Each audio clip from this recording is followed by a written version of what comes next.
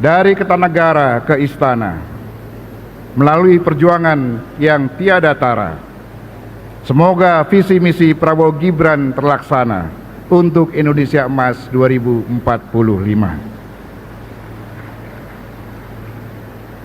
Pergi ke Solo makan soto, pulangnya ke Senayan. Selamat kepada Bapak Prabowo Subianto menjadi Presiden Republik Indonesia ke-8. Tepuk tangan untuk Pak Prabowo.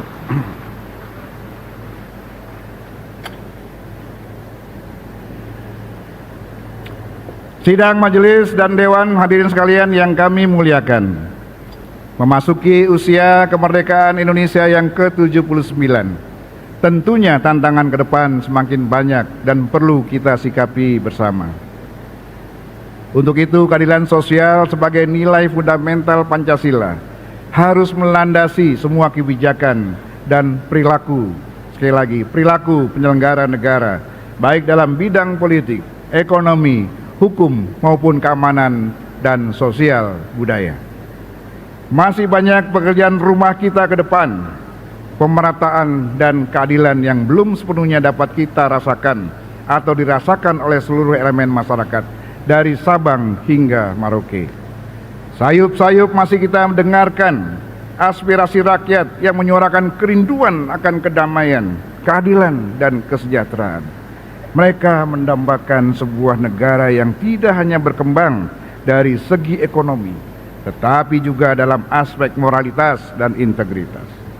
Rakyat kita mengharapkan agar pemerintah dapat menghadirkan kebijakan yang memperhatikan kesejahteraan seluruh lapisan masyarakat, termasuk mereka yang berada di garis depan perjuangan melawan kemiskinan dan ketidakadilan.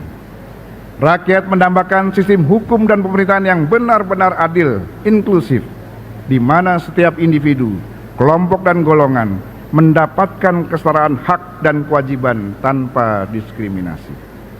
Meningkatnya populasi penduduk dunia khususnya di Indonesia akan membutuhkan daya dukung bahkan pangan yang besar. Pada saat bersamaan sektor pertanian sebagai penopang ketahanan pangan justru menghadapi beragam tekanan. Mulai dari makin sempitnya lahan pertanian, stagnasi produksi, meningkatnya frekuensi hama dan penyakit tumbuhan, makin mahalnya biaya produksi, serta ancaman perubahan iklim. Untuk menghindari resiko krisis pangan di masa yang akan datang, kita perlu menyiapkan strategi besar untuk menciptakan kedaulatan pangan Indonesia, bukan sekedar ketahanan pangan yang acap kali mengandalkan import bahan-bahan pangan dari luar negeri. Kemajuan teknologi, khususnya teknologi informasi, juga diharapkan menjadi solusi bagi berbagai persoalan yang kita hadapi saat ini. Digitalisasi layanan dari perdagangan, jasa keuangan hingga pemerintahan berkembang semakin cepat dalam 1 dekade terakhir. Namun digitalisasi yang berkembang pesat juga meninggalkan persoalan lain, yakni melebarnya ketimpangan digital terutama di Indonesia bagian timur. Ketahanan keamanan cyber di Indonesia juga masih perlu peningkatan. Ini terkait juga dengan kasus peretasan data nasional yang mengisyaratkan urgensi ketersediaan lembaga pemerintah yang berfokus pada keamanan cyber, termasuk peraturan hukumnya. Indonesia menurut National Cyber Security Index masih menempati posisi kelima di Asia Tenggara dalam hal keamanan cyber. Kita juga telah sama-sama mengetahui dunia telah memasuki era Internet of Military Things atau Internet of Battlefield, di mana operasi militer semakin dapat dikendalikan dari jarak yang sangat jauh dengan lebih cepat, tepat, dan akurat. Untuk itu sudah saatnya Indonesia segera mempersiapkan pembentukan Matra keempat Tentara Nasional Indonesia dengan menghadirkan Angkatan Cyber. Kehadiran untuk memperkuat 3 matra yang sudah ada, yaitu Angkatan Darat, Angkatan Laut, dan Angkatan Udara. Ini penting mengingat posisi geopolitik Indonesia masih sangat rawan lantaran berhadapan langsung dengan trisula negara persemakmuran Inggris, yaitu Malaysia, Singapura, dan Australia, yang tergabung dalam Five Power Defense Arrangement bersama Selandia Baru dan Britania Raya. Dan si lain juga berada dalam arena pertarungan geopolitik Rusia, Tiongkok, dan Amerika. Di bidang energi, Indonesia telah berkomitmen secara bertahap menekan emisi gas kaca dengan mengurangi porsi penggunaan energi fosil dan mulai beralih pada energi baru terbarukan. Transisi energi ini merupakan pekerjaan besar yang membutuhkan investasi sangat besar dan tidak akan tuntas hanya dalam 3 sampai 5 tahun. Strategi hilirisasi industri sudah memberikan hasil positif berupa nilai investasi pada industri pengolahan mineral yang meningkat pesat. Nilai ekspor nikel juga tumbuh sangat tinggi, yang membuat Indonesia menjadi negara penghasil nikel terbesar nomor 1 di dunia. Di usia yang 79, Indonesia juga menyambut babak baru dalam membangun ibu kota Nusantara, IKN, menjadi simbol harapan dan tekad kita bersama untuk masa depan. IKN bukan sekedar sebuah nama atau lokasi di peta, melainkan sebuah halaman kosong dalam buku sejarah kita yang menunggu untuk kita tulis dengan cerita-cerita kebanggaan, keberhasilan, dan cinta yang tidak berkesudahan. Kita tidak mewariskan sebuah kota, tetapi kita mewariskan harapan dan cita-cita. Kita mewariskan sebuah tempat di mana anak-anak kita tumbuh dengan mimpi-mimpi besar. Marilah kita terus melangkah maju dengan penuh keyakinan, menjadikan IKN sebagai pusat kekuatan dan inspirasi. Marilah kita jaga dan rawat warisan ini, agar kelak ketika anak cucu kita memandang langit IKN, mereka tidak hanya melihat kota yang megah, tapi juga merasakan denyut jantung bangsa ini untuk masa depan yang lebih gemilang. Berpindah alamat ke hutan belantara, menapak langkah membangun asa. IKN jadi ibu kota negara, semangat baru untuk Indonesia Raya. Sidang majelis dan dewan, hadirin sekalian yang kami muliakan.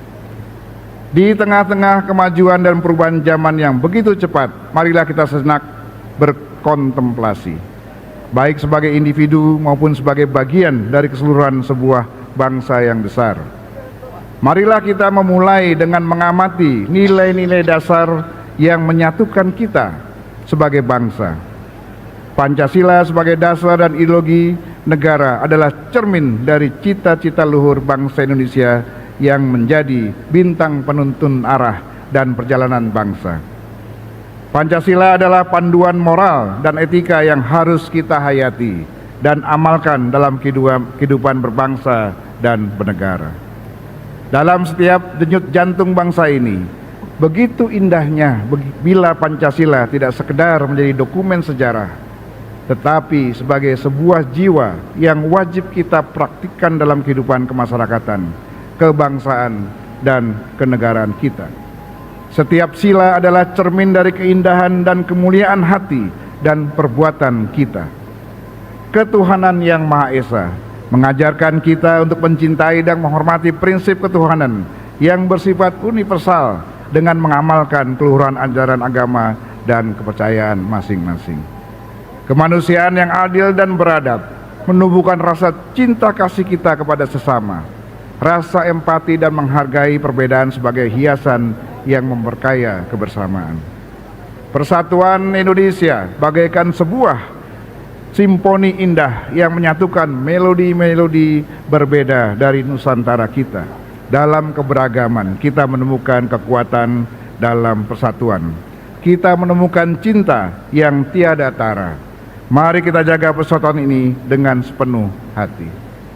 Kemudian kerakyatan yang dipimpin oleh hikmat kebijaksanaan dalam permusyawaratan perwakilan mengajarkan kita bahwa setiap kebijakan terdapat kebajikan. Mari kita tanamkan dalam hati dan laksanakan dalam perbuatan bahwa demokrasi kita adalah demokrasi yang dipimpin oleh rasa dan sikap hikmat dalam kebijaksanaan, agar setiap langkah kebijakan negara kita senantiasa membawa manfaat bagi seluruh rakyat Indonesia. Dan yang berikutnya adalah keadilan sosial bagi seluruh rakyat Indonesia. Adalah peneguhan kepada keadilan dan kesejahteraan untuk seluruh rakyat Indonesia. Seperti arus sungai yang membawa kehidupan bagi setiap lembah yang dilaluinya. Mari kita pastikan setiap individu, kelompok, dan golongan mendapatkan hak dan kesempatan yang sama tanpa memandang latar belakang. Dengan penuh semangat dan keikhlasan, marilah kita aktualisasikan nilai-nilai Pancasila dalam setiap tindakan, kata, keputusan, serta kebijakan kita.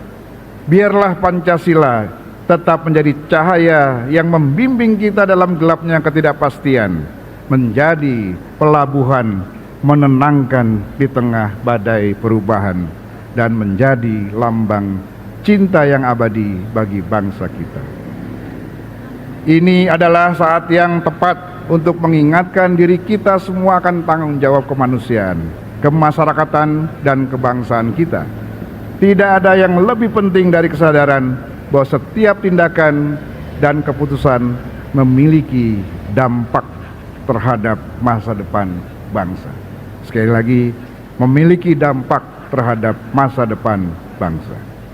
Dengan tekad dan semangat kembali kepada Pancasila sebagai jati diri bangsa itulah, mari kita melangkah ke muka menyongsong masa depan dengan penuh harapan dan keyakinan bahwa kita dapat mewujudkan Indonesia yang lebih adil, makmur, dan bersatu serta berkeadilan.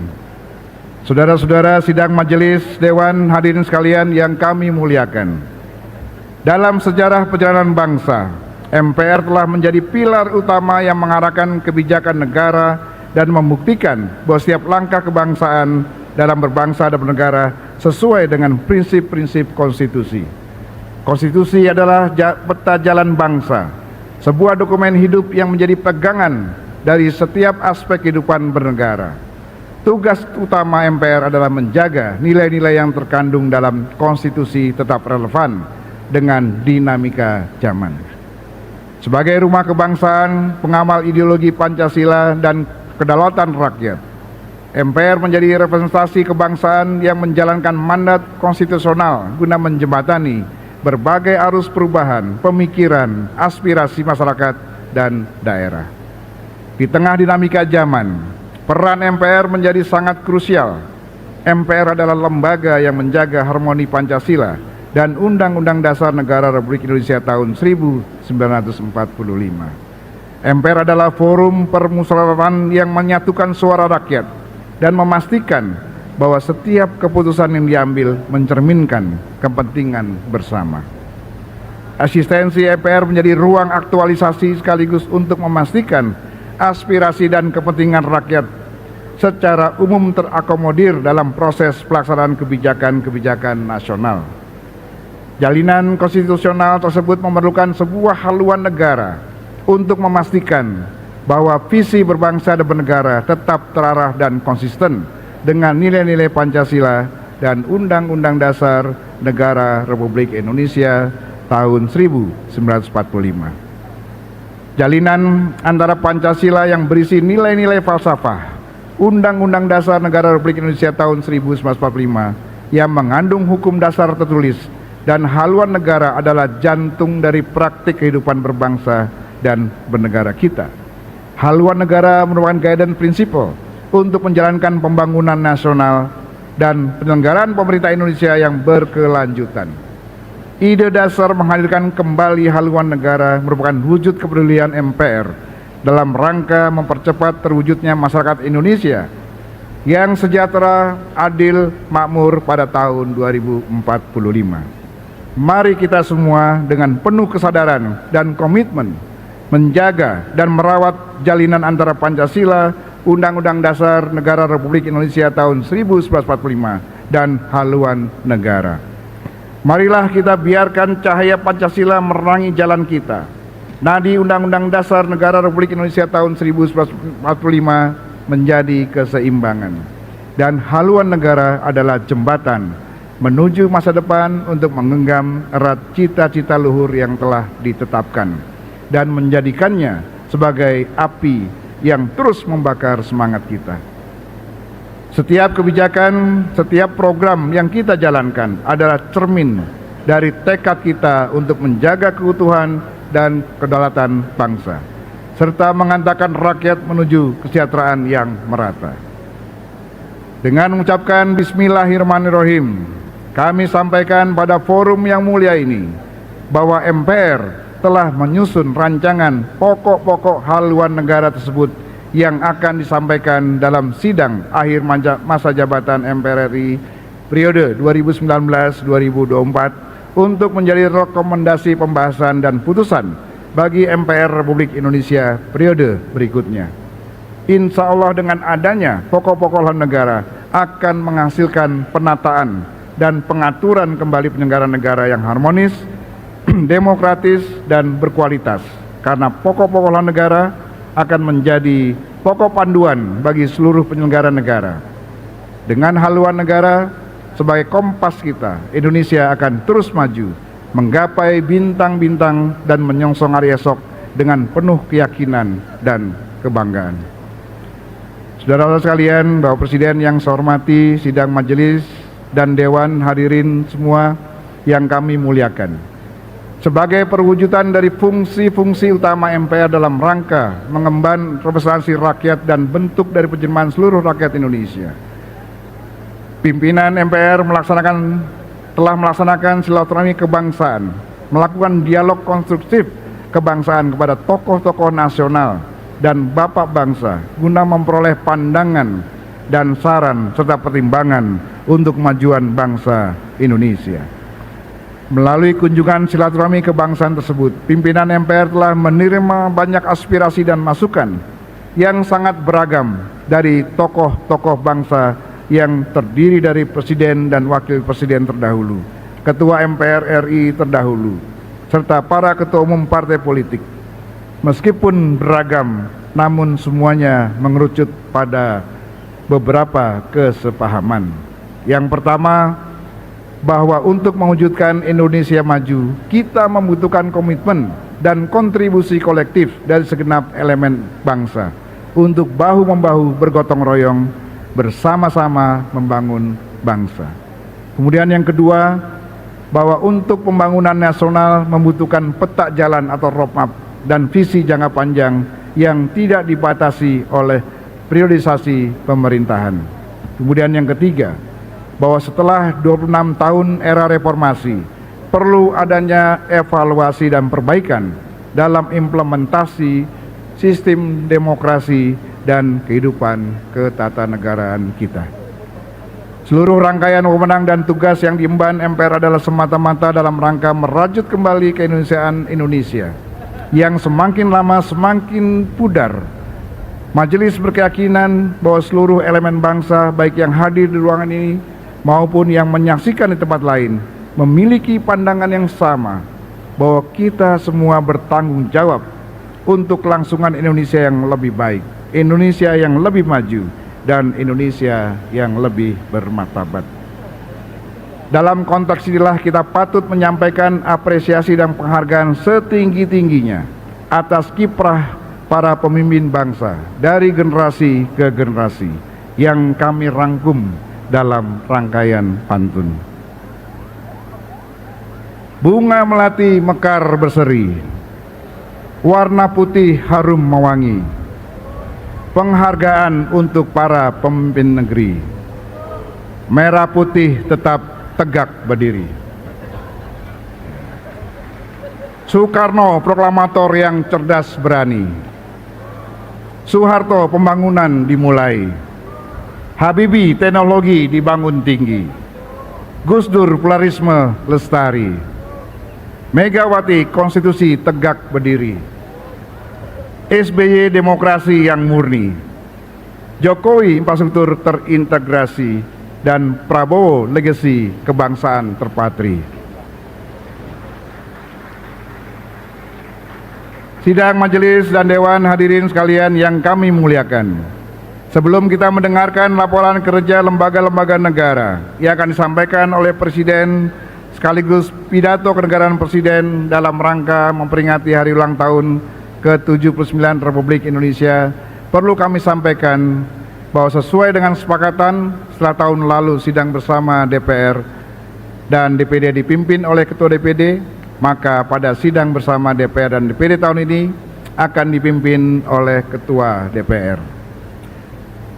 Selanjutnya, terakhir, sebagai ungkapan terima kasih dan harapan kami, izinkan kami menyampaikan beberapa hal untuk Bapak Jokowi dan Bapak Prabowo Subianto dan Mas Gibran dalam rangkaian pantun. Dari Solo ke Istana Negara lewat Tol Cipali, jangan lupa membawa serabi. Terima kasih untuk Pak Jokowi. Langkahmu akan dilanjutkan Pak Prabowo dalam membangun negeri. Ini untuk Pak Prabowo. Terbang tinggi burung merpati, hinggap lama di pohon mahoni. Kami titip NKRI agar rakyat hidup nyaman dalam harmoni. Kupu-kupu terbang kumbang bersama kumbang, hinggap di dahan pohon beringin yang rindang. Para calon menteri tak perlu bimbang, berbaik-baiklah ke presiden sekarang dan yang akan datang. Burung merpati terbang di atas sawah, purnama datang dari negeri sebelah. Koalisi calon kepala daerah masih bisa berubah. Kotak kosong jangan sampai membuat kita terbelah. Demikianlah pidato pengantar sidang tahunan MPR Republik Indonesia tahun 2024. Semoga Allah Subhanahu wa Ta'ala, Tuhan yang Maha Kuasa, senantiasa melimpahkan rahmat dan hidayahnya kepada kita semua. Fa inna ma'al usri yusra, inna ma'al usri yusra. Sesungguhnya di dalam setiap kesempitan terdapat kelapangan, dan di dalam setiap persoalan selalu ada jalan keluar. Gaudere cum gaudentibus, plerecum plentibus. Bergembiralah bersama rakyat yang sedang bergembira. Menangislah bersama rakyat yang sedang menangis. Wabillahi taufiq wa hidayah. Wassalamualaikum warahmatullahi wabarakatuh.